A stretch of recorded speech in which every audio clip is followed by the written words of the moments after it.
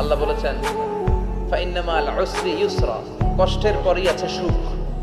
কষ্টের পরেই আছে সুখ। আমাদের জীবনে সুখ বেশি, কষ্ট কম।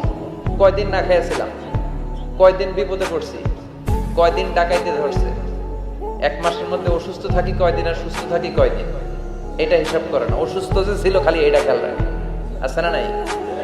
তার মানে ইন্না মাল উসরি ইউসরা, দুঃখের পরে আছে সুখ, মোটিভেশন। প্রাণটা আবার উদ্বেলিত হয়ে ওঠে, তাই তো আসলে তো দুঃখের পরে সুখ। এজন্য কষ্ট যখন পাবেন, অসুস্থ যখন হবেন, ওইখানেও আনন্দ করবেন, কারণ সামনে আরাম আসতেছে। সুবহানাল্লাহ পড়েন। মুমিনের হারাবার কিছু নাই, দুঃখ পাওয়ার কিছু নাই। মুমিন অসুস্থ হলে অসুস্থতার মাধ্যমে তার রোগের মাধ্যমে তার গুনাহ ঝরে যায়, সে আল্লাহর কাছে প্রিয় হয়ে ওঠে। তা আমাদেরকে কেউ হারাইতে পারে?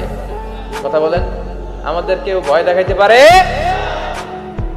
মোটিভেশনাল সূরা, সূরাতুল ইনশিরাহ আর সূরাতুদ দুহা। এখানে অনেক হিউজ মোটিভেশন আছে।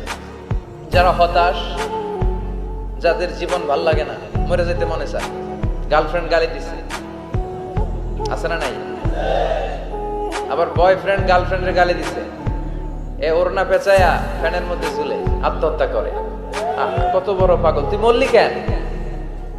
গালি দিছে তো কি হয়েছে?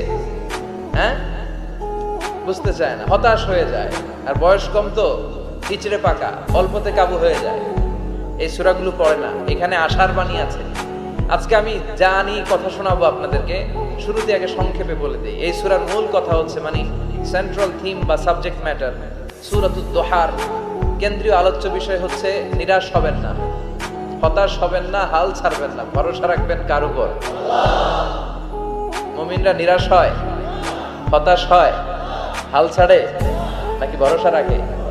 কার উপর ভরসা? কার উপর? না নৌকার উপর? ধানের শীষ, নাঙ্গল, হাত পাখা, দাড়িপাল্লা, ভরসা থাকবে একজনের উপর।